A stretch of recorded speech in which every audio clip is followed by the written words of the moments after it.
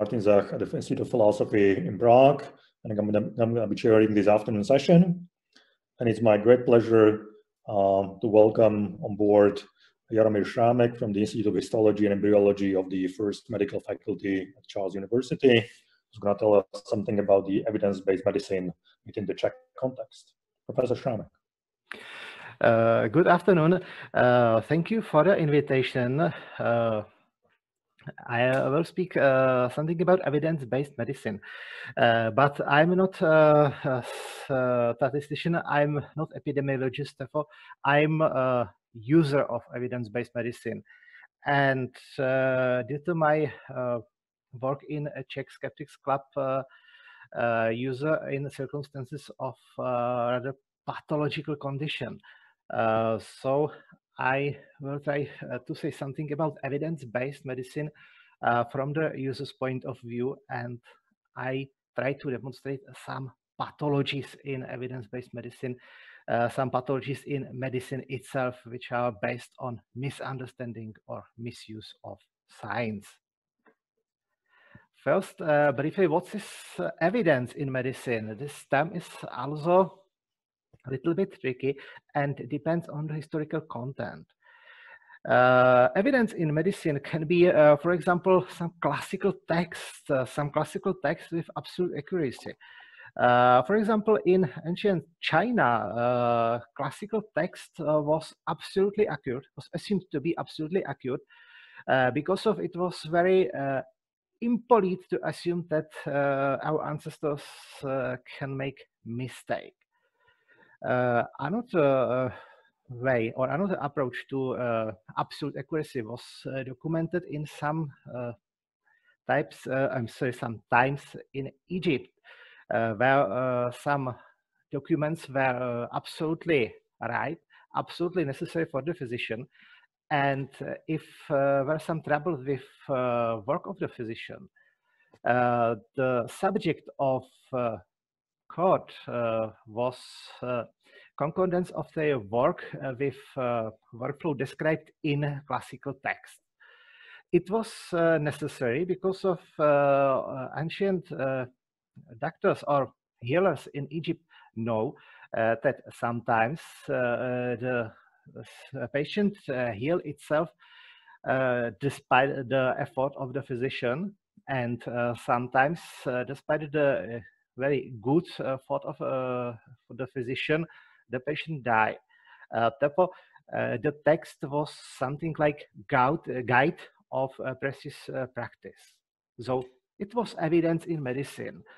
This evidence became legendary. For example, in the China, givers of many of medicine was legendary emperors, like mostly Yellow Emperor, also Red Emperor, and also some other men. And it was absolutely true. It was assumed to be absolutely true. This approach is problematic, but unfortunately sometimes still alive. In medieval ages in Europe, the point of view was a little bit different. Classical authors, like for example Galen, was classical, and they have a high level of accuracy. It was assumed that, okay, Galen described this, so it is probably true. Unfortunately, it's still in this approach is still used because of some doctors think, okay, it's wrote, for example, head of my medical association, so it must be true, or it is probably true. Despite the association is, for example, a neurology association, and the statement is about, for example, orthopedy or internal medicine. So it can be problematic, but it is still in use. What was newer later on, mainly in the 19th century, is that evidence was some biologically sounding argument.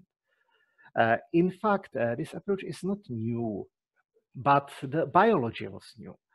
If, for example, Christian Prachatic, famous Czech medieval doctor, assumed that venipuncture should be correlated with the horoscope, it was not quackery. It was simple assumption that, okay, our Pre-biology assumed that all beings are under influence of stars and planets. Therefore, the therapy is probably also under influence of stars. And this was also biologically a sounding argument, but from the medieval point of view. In the 19th century, revolution of biology and biological revolution in medicine occurred. It's ages with very famous names like Koch, Virchow, or for example, Lister.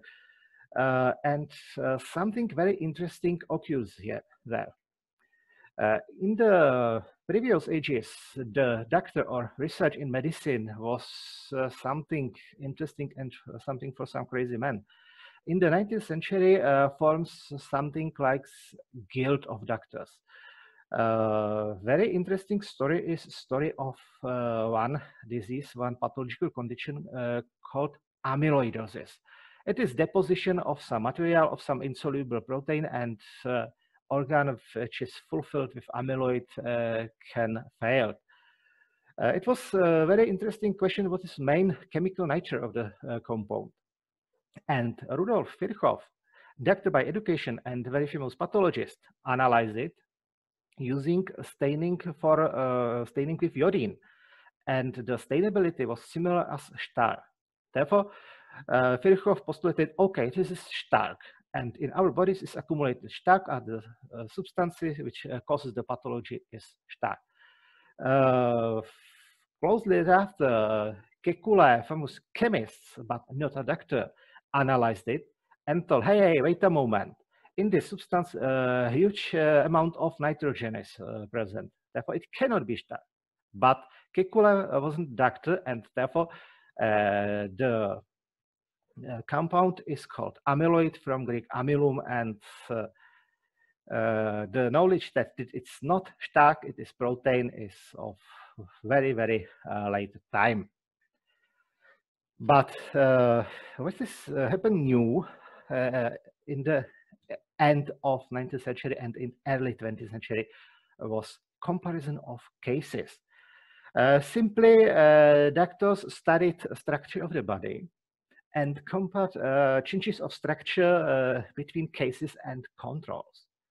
Very famous story is story of Alzheimer's disease. I think that very famous part is story of Alois Alzheimer. He studied one patient only and studied she very carefully. And the study of the patient was finished autopsy of the patient and description of the autopsy, including microscopic examination. And he described specific changes in the brain. This is very famous, this is important, but it is without comparison. In the same time, psychiatrist and pathologist Oskar Fischer did something similar, but he chose a different approach. He thinks, okay, we have some type of dementia, which is similar to the late stage of syphilis, but these patients are negative in test for syphilis. And what is the difference? And he analyzed a few cases, and he had three groups. Groups of patients in end stage of syphilis, group of patients with this unknown disease, and group of patients with healthy brain. And he performed autopsy and compared findings and described changes on the brain very well. But from some political reason, this research was forgotten. But it's a very nice example how to perform comparison. From the comparison of cases, there is only a simple step to statistical analysis.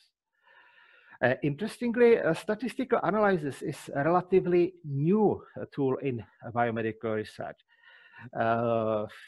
Main statistical analysis as tool of medical research is something from the previous century, mainly from the second half of previous century. Therefore, in some areas of medicine, there are still some people on doubts about usefulness of clinical trials. In the statistic, we have usually a simple approach. that we compare cases and statistically analyze the outcome. On this approach is based, or was based, movement called evidence-based medicine. This is associated with famous names like Archie Cochran or David Sackett and many more. It's a relatively young thing. It's a baby of 90s of previous century. But unfortunately, this approach has also a few weaknesses, and therefore the newest movement is attempts to integrate all sorts of evidence, because of simple statistical analysis can use only information from clinical trials, but we have also some preclinical data. We have also some data from laboratory research, and this information can be also used. This is a little bit different and more difficult to performance.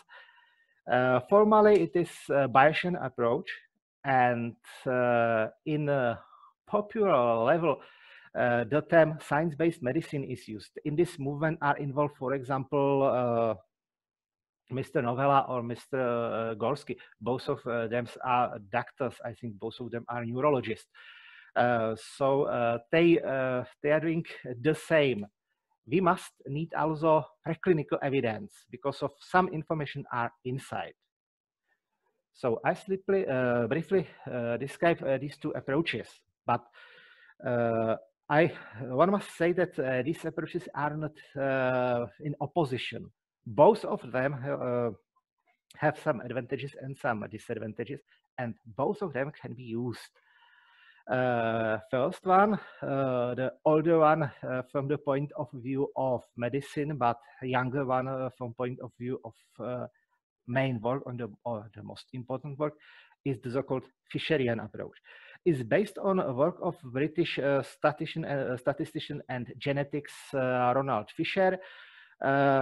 He simply developed test or approach how to combine together results of some independent tests. This is pure math, but the result is very useful because of Fisher's approach or Fisher's technique is in fact a way how to produce meta-analysis, how to take a result of few studies together and analyze and say, okay, I have really stronger evidence based on these studies.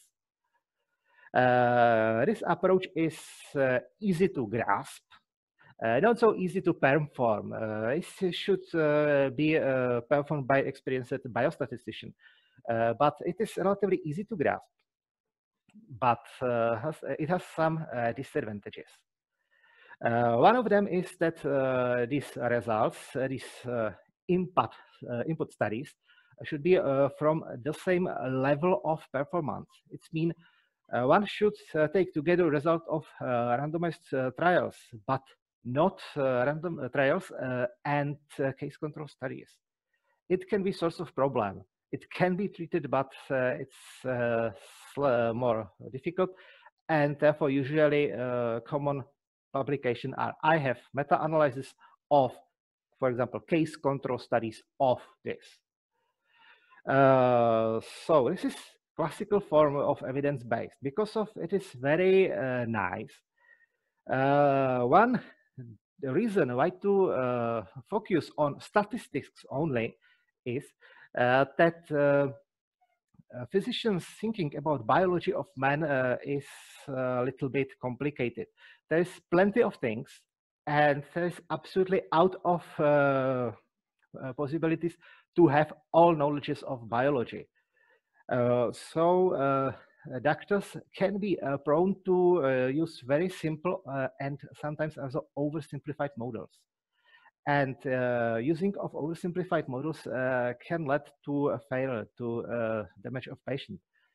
One of very famous example is, it was mentioned in some textbook of philosophy of evidence-based medicine. But as my opinion, it's not about evidence-based medicine itself, but about thinking of common physician. It happens in the refugee camp where among babies were measles. measles are for babies a deadly disease, especially in bad condition. And physician were before question, use or don't use antibiotics. Simple approach is, okay, if we use antibiotics, it is completely meaningless because of measles is viral infection, therefore nothing to do. Moreover, if we use antibiotics, our patients will be in risk of diarrhea. And in bad social condition in a refugee camp, few people with diarrhea can be source of big problems, big troubles. Therefore, one group of doctors says, okay, no antibiotics. And the second group say, okay, but measles affect immunity, obviously. So our patients are in a risk of secondary infection, and the secondary infection can be deadly for them. So we must use antibiotics. A result was that in this condition, antibiotics were obviously better, with obviously better outcome measured as number of dead babies. But this is main problem of the so-called mechanical thinking. The hardcore evidence-based medicine describe this type of thinking as mechanical thinking. It's not a very friendly description, and it is as the last chance of thinking of doctor. If the doctor have no evidence, no better evidence, he can use this type of thinking and analyze pathophysiological processes in the disease, mechanism of the therapy, and try the therapy. This is classical form of problem, but there are also some circumstances in which the principle can be simply hijacked. Very nice work or paper, it is opinion article, in fact, by Perlizzi describe this approach if one can develop some crockery technique for healing everything. He described, okay, we can prepare some theory regardless of their biological relevance. This is first step. It must be described. Second step, do some bad studies, and bad studies only. In these equally bad studies, some negative results can be thrown out, and common technique of detection of publication bias can miss it. And this can, with some other step, lead to the production of false positive result that this medicine works. So this is the heaviest disadvantage. Other disadvantage is that we need studies. One needs studies, and good studies, and big studies, therefore. It's very good for diseases which are common, for example, common tumors. For common cancers are plenty of studies analyzing different treatment approaches, and one can say that, for example, in the colorectal cancer or in the melanoma, physician using the best available approach. But it is very problematic if the disease is rare, especially if the therapy, the analyzed therapy, is expensive and one assumed to be rich.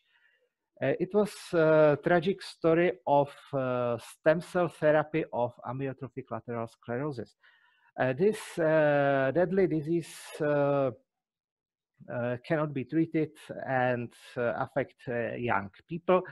And one attempt was, okay, some neurons are missing in this disease.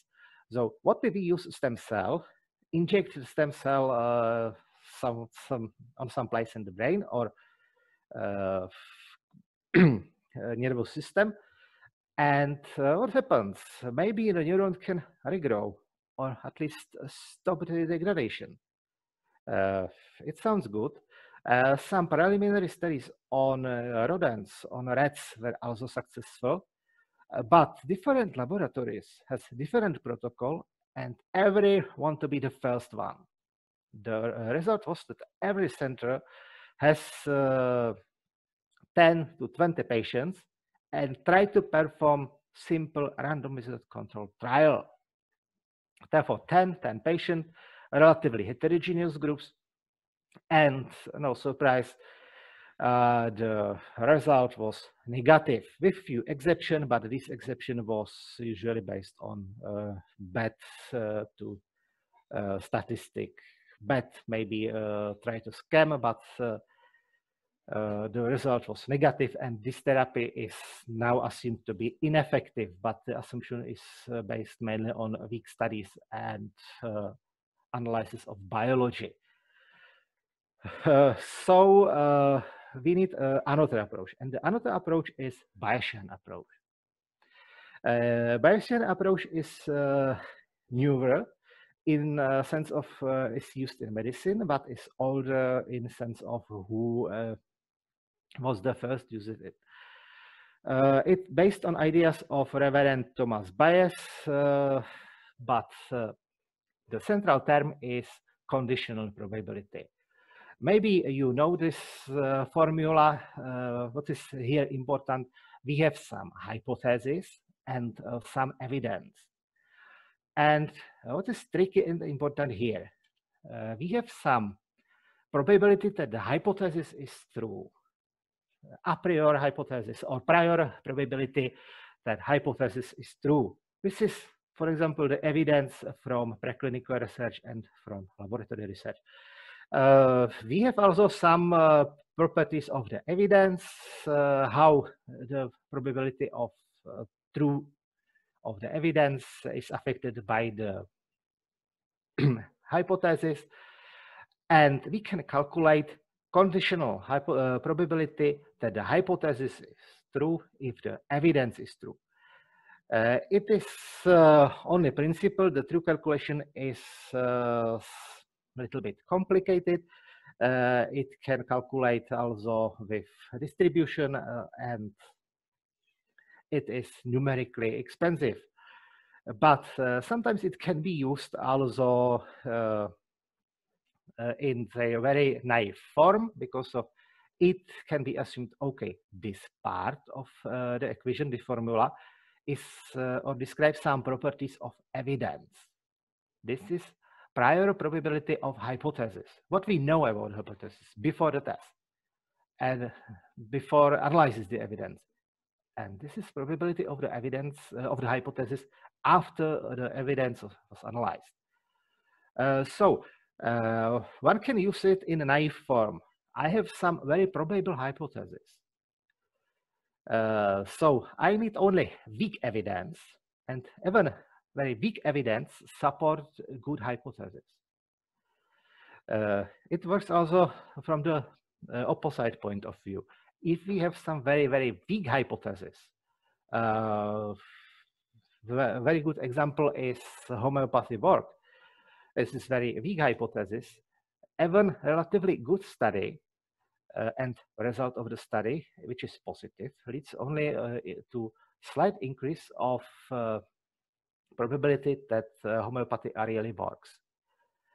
It sounds good, but unfortunately, these numbers must be sometimes simply estimated. And the estimation is sometimes very subjective. And therefore, it's something like backdoor for subjective assumption, and one can affect the result of analysis markedly by the assumption, by its own assumption. If I assume it must work because of, so the result will, okay, it will probably work. If my assumption is it doesn't work, so the result can be again, okay, it probably doesn't work. So this approach is more dangerous for unskilled user because of there are more pitfalls, especially in estimation of a priori or prior probability or prior distribution in real case or real world scenarios. So this approach is modern. Many people like it, but some disadvantages. But if we have only a few patients, we must combine hypotheses from all sources, and we must use this one. For me, as skeptics, this theorem is very important because of, in our cases, in cases of dubious therapies, dubious diagnostic machines, only few studies are available, and these studies are usually very, very weak, and therefore we must operate mainly with the prior hypothesis, with the prior probability that it really doesn't work, and we must explain it doesn't work because of these technical biological details. And moreover, we have here also one weak study, and the weak study says, okay, it doesn't work. But this part is, of course, slightly subjective, and it's the correct analysis is only for very skilled men who is familiar with advanced statistics and theory of probability. So these two approaches, both of them are dangerous, can lead to plenty of pathology. Now I describe some examples of pathological behavior of doctors. These cases are from our collection of worst answers of worst reaction. Many of them are relatively new. I'm sorry, I forgot. How is incorporate the study of evidence-based medicine in curriculum at my faculty? It is very weak. In the first year, students have the class called Medical Informatics. In this class, he has 1 hour dealing with evidence-based medicine itself and 2 hours dealing with statistics. Later on in the third year, at the pharmacology, he have also 1 hour of evidence-based medicine focused on basic principle. It means some type of studies and how is proved that this medicine is really function. And finally, in the third year, we have a course called Hygiene and Epidemiology. It is a historical name. It is in fact public health and epidemiology, but from historical reason, we have this name. In this course, some types of studies, basic principle of statistical induction is also described, but only briefly because of this 3-week lasting course, and my topic is rather the public health and some topics in public health and basic terminology of epidemiology. And finally, sometimes in a clinical lecture, the lecturer can show a result of study and explain student why he believes that the study is good, and sometimes also some meta-analysis and why he thinks that the meta-analysis is strong, and therefore the result is necessarily taken into account. This is mainly a case of cardiology, neurology, and sometimes also oncology, but in many courses it's completely skipped, and the information are presented as, okay, our chief professor XY told that you must use prednisolone here. Write it and you will be examined from it. This environment leads to plenty of pathologies. I have no statistics, and I hope that this is mainly exceptional cases, but some of these cases are very, at first look funny, but at the second look, this is very sad.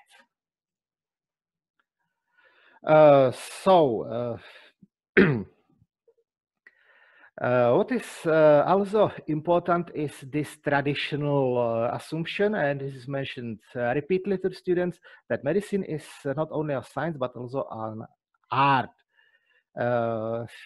Every medical student knows the Latin form ars medicinae, and this is very important. But also in these two topics are some gaps or shortages. First, the science. There's the volume of information available or needed for medical students increases. And this, unfortunately, favors mindless memorization. We have some students even in the first years which are able to repeat word by word some chapters in the textbook, but have absolutely no meaning what does it mean. It's my opinion, tragedy, but there are some attempts to solution it. The second problem is conservative curriculum. The curriculum of study of medicine is very conservative. The biggest revolution from the half of the 19th century was that mineralogy, botany, and zoology was kicked off, but basic structure is still the same. And therefore, there is no place for flexibility, for adaptation of courses, for regardless of courses focused on science or courses focused on communication with patient.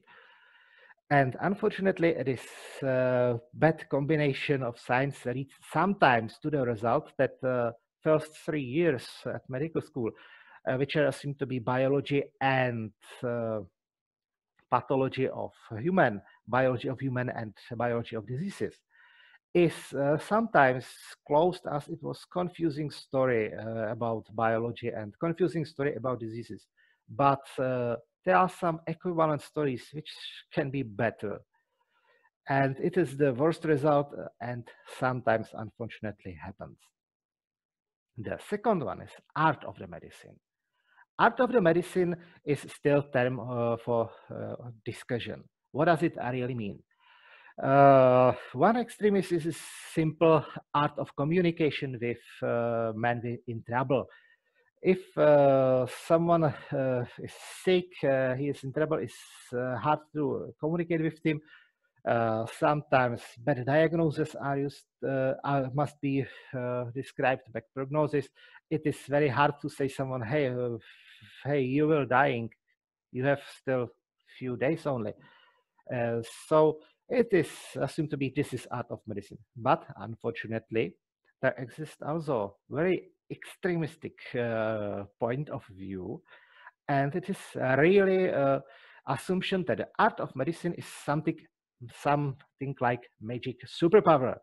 Magic superpower which increases ability of diagnosis and selection of therapy based on simple intuition. Unfortunately, this is a trap, and I, as a young doctor, was very close to be trapped inside. It was at emergency department. I was a few weeks at the department, and I was at emergency, and came some man with headache. Headache is warning sign usually, but I started, I don't know it. And I have instruction for my older colleagues. If come someone with some unimportant condition like chronic headache, tell him that the pharmacy is on the corner and tell him that he has a GP and should contact his or her GP and continue according to advices of her GP. So this patient came. I have few weeks headache. It's not so big, but my wife told me that I should go to doctor, and finally I go. I assumed, okay, take paracetamol and get out. But now I think, but this man is excuse. He he apologized itself that he came to emergency. Moreover, he was a former soldier with some impressive scars and headache. It's not so easy. And I sent the man to CT of head. He had aneurysm, and the headache was a sign of few droplets in their cerebrospinal fluid. And the patient undergoes emergency brain surgery, and it's probably saved her life. I'm sorry, his life. So I told it to my chief, and I expected that he told me, "You fool! You should read guidelines. You should send the man to CT immediately." But happens something different. He told me, hey, it's very good. You have a nose for it. Your intuition is very good. And it's this simple way how to be trapped in assumption that one have some magic superpower called ars medicina. So students which are affected with these traps and must face these traps can simply become a doctor which can do some pathologies in using of evidence. So now I finally describe some of them. Simple pathology, maybe it's pathology from EGO and from misunderstanding of research and a misunderstanding of evidence, is simple assumption, I am a doctor, therefore I have a true. Most striking case is relatively new and deals with COVID. One very famous cardiac surgeon, head of department of cardiac surgery, told that healthy people should be infected by new coronavirus. Data from Italy and New York are biased, are heavily biased, but you know how, but it's true that they are. And reading epidemiologists, our reading epidemiologists is simply lying about severity of COVID. It's easy disease, something like flu, even lighter.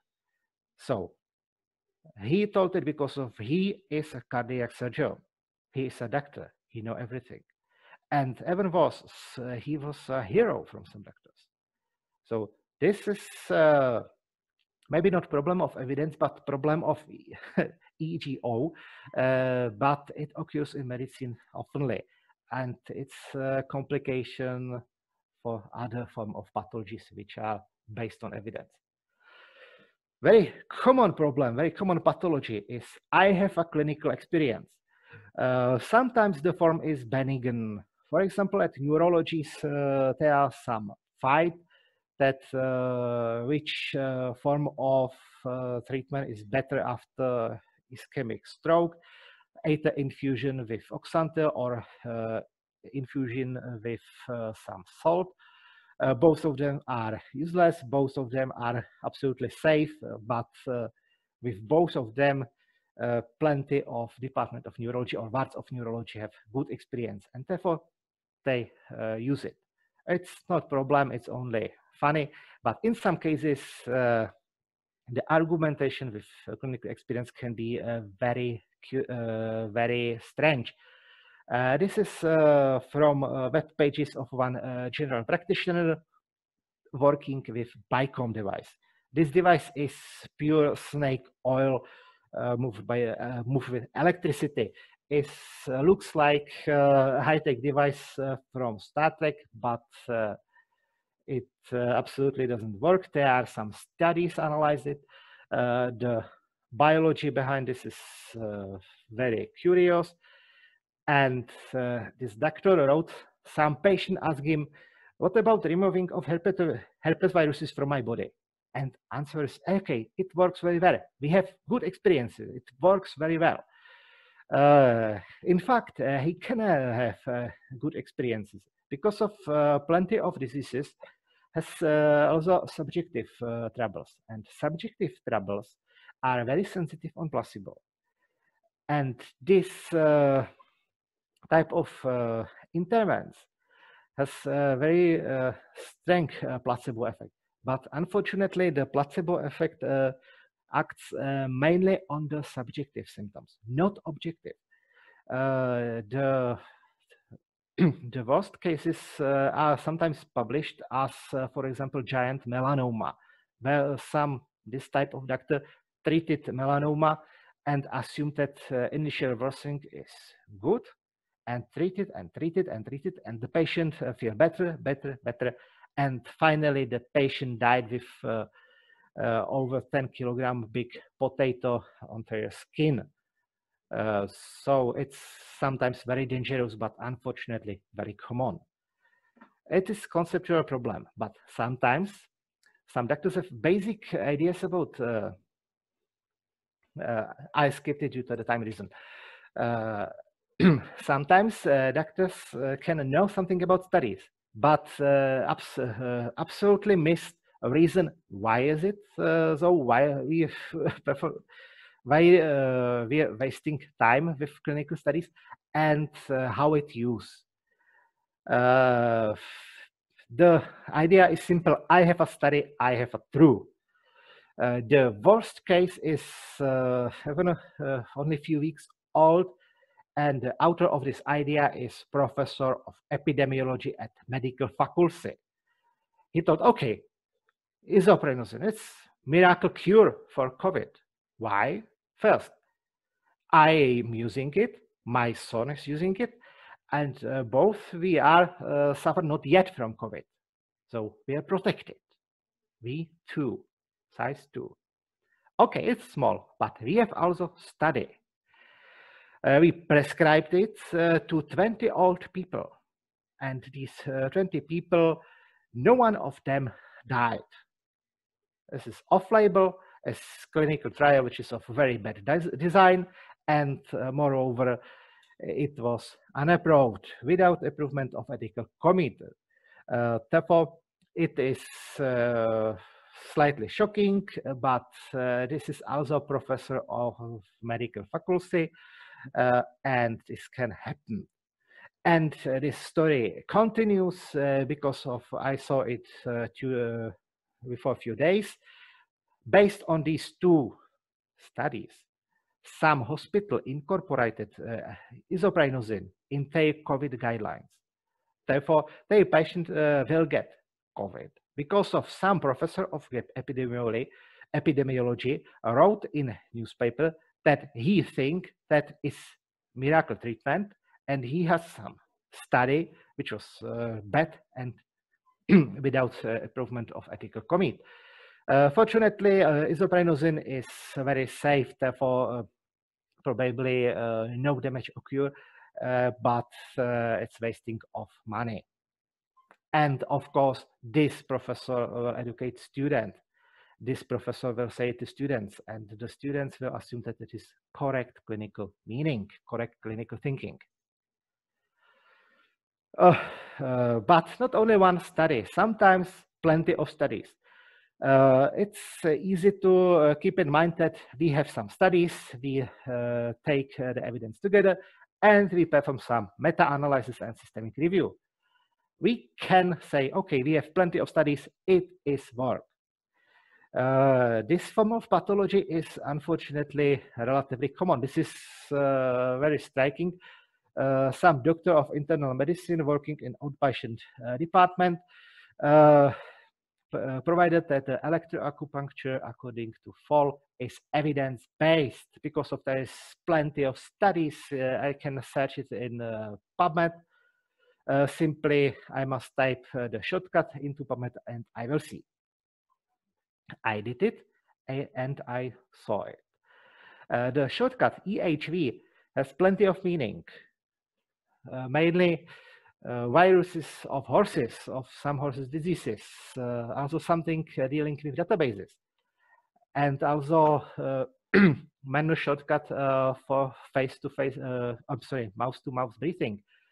So all these shortcuts ensure that there is plenty of results.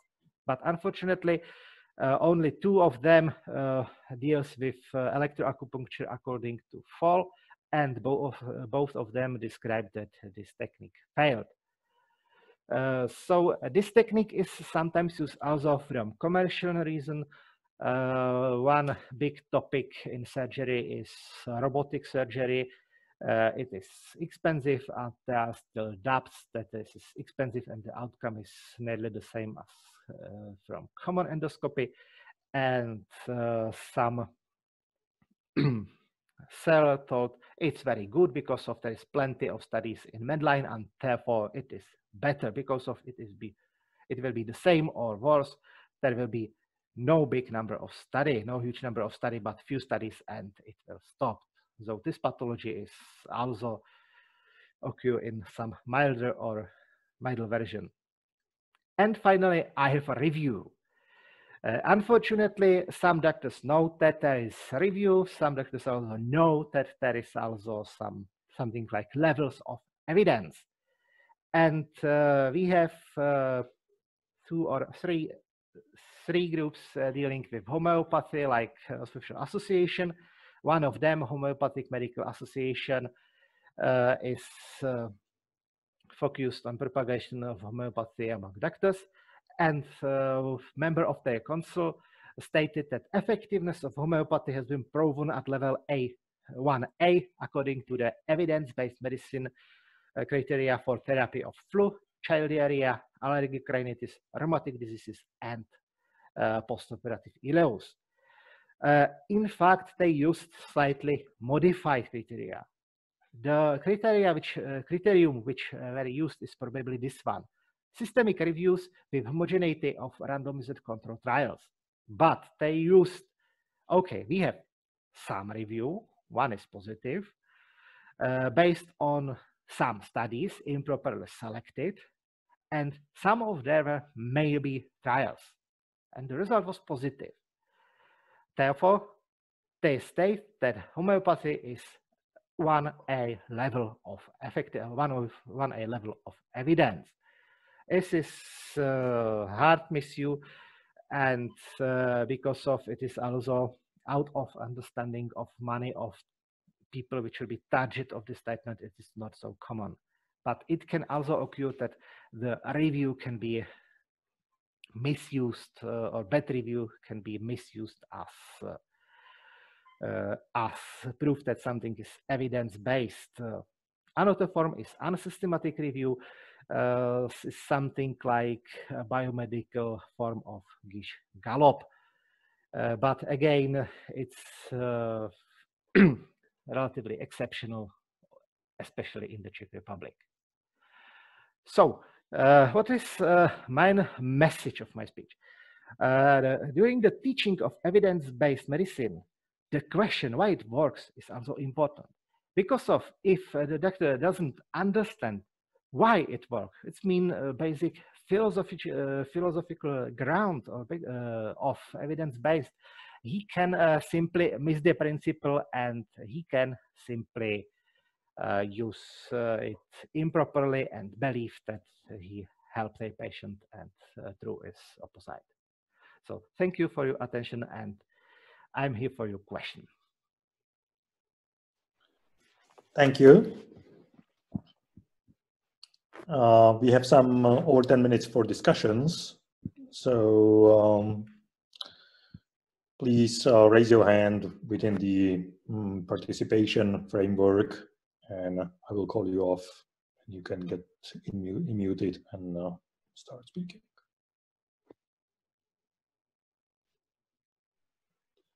Martin, go ahead. Yeah. So just to clarify, again, I can't raise my hand using the participant and raise hand function because I'm the host.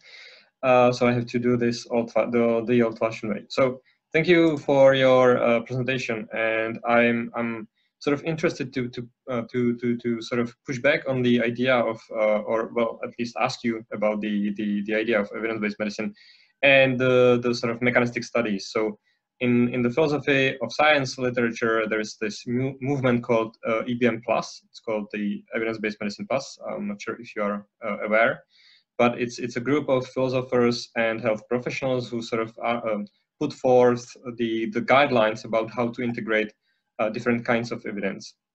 So the different kinds of studies under certain circumstances, at least under certain circumstances.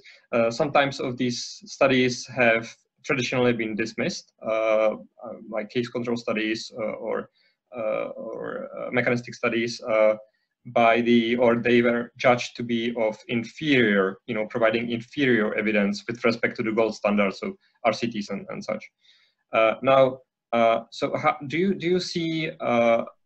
I mean, it's difficult to say, because if the Czech education is really lacking in being made aware of EBM, then is there any way for for integrating even more pieces of evidence, more sort of studies, depending on, of course, on their quality? So it shouldn't be a priori, but rather the quality of evidence should be at the center stage. So the question really is, do you see there being a way to improve the education, not only to incorporate EBM, but also to look at the evidence from perhaps the EBM plus framework? So thank you for your question. So it depends on the faculty. I'm afraid that systematic change and based on violence push of EBM into heads of all students is rather impossible. But fortunately, many of med school, especially in the Czech Republic, I don't know how is it in other countries, have some place for voluntary courses. And in these courses can be also courses focused on evidence-based from all aspects, from how it works, why it works, and some advantages or more difficult chapters. But the main problem is that students must have feeling that they need it. And this is a very difficult question how to propagate them, because of if students see that, okay, I have some super professor which is able to, for example, perform autopsy, comment brain surgery, and comment epidemiology. So it is probably bad for the students, because of the students accept, okay, everything is good, I need nothing, and I will be as big boy as this professor. So I'm afraid that it's a long way to improvement. But we have some possibilities. I'm preparing in a starting course for students. On my beta version of the course, I had one student only, and it was students which is intensively interested about philosophy and about physics. And he only corrected what is basic and what is advantageous.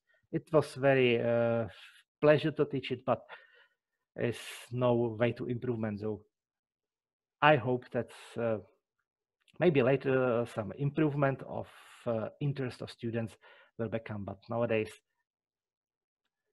maybe nowadays there are only a few nowadays is more place for hope than place for good acceptation. So just to follow up on this, so you're sort of speaking about introducing a course on methodology to medical students. Exactly. Because of this is also trouble because of in comparison, for example, with the United States, where common med students is students which was 4 years at college and studied usually biology, biochemistry, chemistry, physics, sometimes also, for example, history of art, but he touched to science by their own hand. It is not common in medical student in Czech Republic. His study of medicine, in fact, shorter than, for example, in the United States, and there is no place for this. Therefore, science is for these students something in books, something outside their scope. And if there is also no course of methodology, there is for them something very, very strange, very something out of their life. Thank you. Do we have further questions toward Professor Šrámek?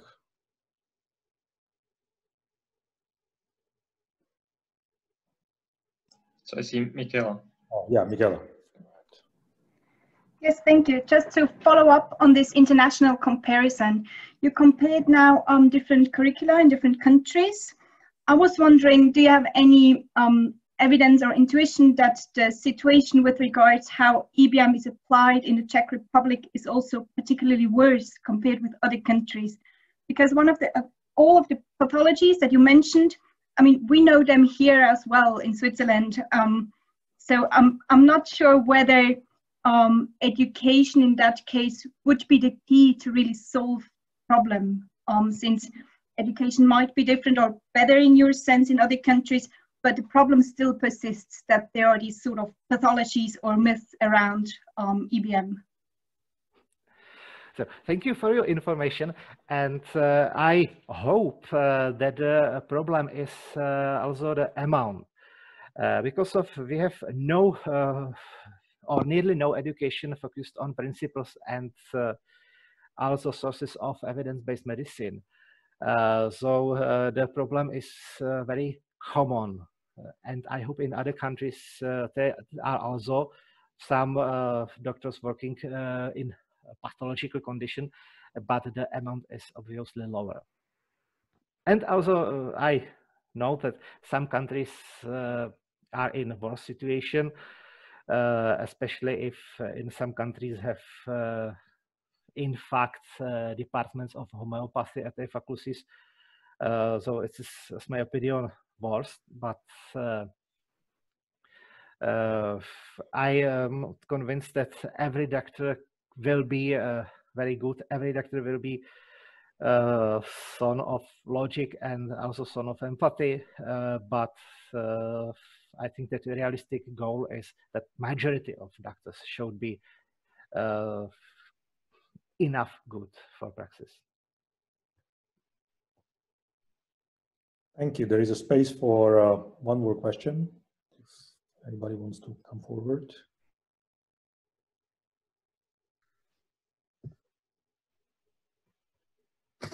Go ahead, Nina. Hi, thank you for a very inspiring lecture. I have just one question. Do you think that how is the attitude to homeopathy among medical students? Is there some kind of dynamic, as we can see in the society, that maybe more people are very, we can say, familiar or or something like that? In fact, thank you for a very nice question. Unfortunately, I don't know, because of my students know that I am head of Sisyfos, and therefore I'm afraid about that. I can kick them off if I find they love homeopathy. But it occurs sometimes during this exam period. One student ate before exam some pills for become more quiet, and it was pure homeopathy. So some students are familiar, and also I'm afraid my problem is that plenty of students think that the homeopathy is a form of phytotherapy, form of plant therapy, and plant therapy is well defined, and we have a few nice plants, and also we have tradition in this. Therefore, this is slightly something like Trojan horse. But exactly, I don't know how frequent is it. Okay, thank you. You're welcome. Thank you all. Thank you, Professor Šrámek, once again. You're welcome. I will kindly ask you to disconnect the sharing screen.